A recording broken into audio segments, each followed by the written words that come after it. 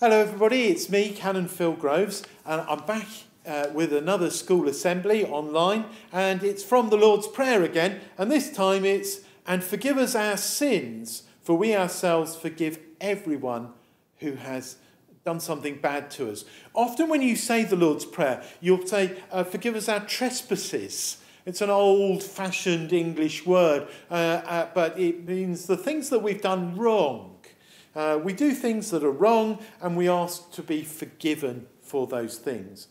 In the more modern speech, we say sins, which is also a bit difficult, but it's those things we've done wrong. So there's a story in the Bible that Jesus told, and it's a real story about how forgiveness happens. It's a father who was a farmer.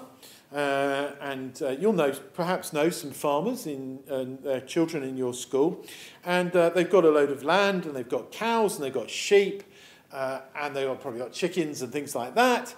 And the young son, is frustrated. He wants to go and have a good time, so he comes to his dad and he says, "Dad, please, can I have half your wealth? Because half you're going to give to my older brother. I want my half now, because if I wait and I get older, I'm not going to enjoy it. All I'm going to do is be stuck here, and I want to go and enjoy it. I want to have all the good things." So if it was today, it would be, I want the latest iPad, and I want a good car, and I want to have parties and all that kind of thing. So he takes the money and runs. And his dad goes, "Well, bye, son, bye." And his brother goes, "Oh, he's gone off with all that. I better go and feed the cows." And he's got to go and feed the cows and the sheep. And he's got to make sure everything's all right. And he's digging up the poo and putting it somewhere else. And this young son's gone off with, he's got his pockets full of money. And he heads straight into the glamour of the city. He's not going to go to Aylesbury. He's not going to go to Oxford. He's going to go to London. Because London's where the real parties are going on. And so he turns up at the parties, champagne, I've got loads of money. Puts that down there. "Oh, buy food for my friends, buy this for my friends." And he's spending money, and he's spending money. And before he knows it, he hasn't got any money. And he hasn't got any money. And he hasn't got any money. And he hasn't got anywhere to live. And he hasn't got anybody to live with. And these friends are not really friends, because they all run off and they say, "Oh, I don't care about you. You haven't got any money anymore. Give us champagne, we'll be your friends. But you haven't got anything anymore." And he's miserable, and he hasn't got anywhere to go. And there is a problem, and the people are going hungry generally, because there's something called a famine. And a famine is when the rain doesn't fall, and the ground is dry, and the plants don't grow, and nobody's got any food. And so he goes and gets a job in a pig farm. Now, pig farms, we think of pigs, they're great because they give us things like sausages, and I like sausages, and they give us bacon, and I love bacon, and they give us all kinds of nice things, and I like roast pork, I have to say. So I eat pigs, but for the Jewish people, and Jesus was a Jewish person, just as it is for Muslim people today and Jewish people today, pigs were seen as unclean. So he got a job in a pig farm. That is pretty bad. But the thing is, he didn't get much money, and he was continually hungry. And he wanted to eat the pig food. What do you think pig food is like? Oh, it's just... Well, I'll tell you what happens is, it's things like when you get peas, when you get peas in the summer, and you pop the peas and you take the peas out, and you've got the pods there. The pigs will eat those pods. They'll gobble them up. He wants to eat the pods. He wants to eat the pig food because that's better food than he is getting as a human being. And he suddenly goes, "What am I doing here? My father runs a nice farm. He's got cows, he's got sheep, no pigs. He's got a nice farm, and his workers, they get paid enough to have decent food. They have enough food to share with their families and other people. I will go back." I would say, "Dad, I'm no longer your son, but can I work for you?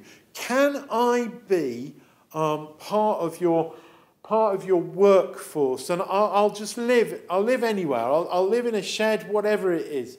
And I've really done the bad thing. And so he trudges home, and he walks home, and he's hungry, and he's got rags on, and he hasn't even got any shoes on. He's got bare feet. And his father is standing there. He's looking out from his farmhouse, and he's looking out across, and he sees the path, and he sees his son. He sees his son over there. And he gets up and he goes, "Hey!" Now that is surprising. That is surprising. He doesn't go, "Oh, come back grovelling to me. Come back grovelling to me now. You've just spent all my money." He doesn't say that. He sees his son and he goes over. And this is where this next verse in the Lord's Prayer comes in. It says, "For we forgive everyone who does bad things to us, those who trespass against us. For we forgive those who trespass against us." And that is what the Father does. He forgives. He runs to his son. He gives him a great big hug. His son says, "I don't think I'm naughty. I shouldn't have done it. I really..." And the tears are going down. He says, "Oh no, you've come back." And he shouts to the people in the house, and he says, "Bring him a nice clothes. Put shoes on his feet. And we're going to have a party. We're going to have such a party as no one has ever had." Now, that's all right. But the brother is still cross. He says, "I've just worked here. I've worked here. You've worked here. You're having a huge party for my brother. I've not even had a little party. I have not even had a small party with a couple of my friends. And I've worked and worked and worked." And the father says, "You've got to forgive. You know, this son of ours, he was dead, but he's alive. He was gone, and he's come back. We need to celebrate. We need to give thanks." So, being forgiven, when we do bad things, we need to recognize that this has not been good. We need to go and ask for people to forgive us. When people do bad things to us, we need to forgive them.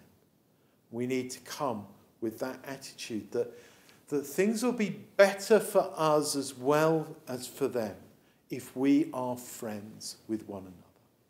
So if you've got a friend or a member of your family and you've done something a bit nasty, it's the time to say sorry.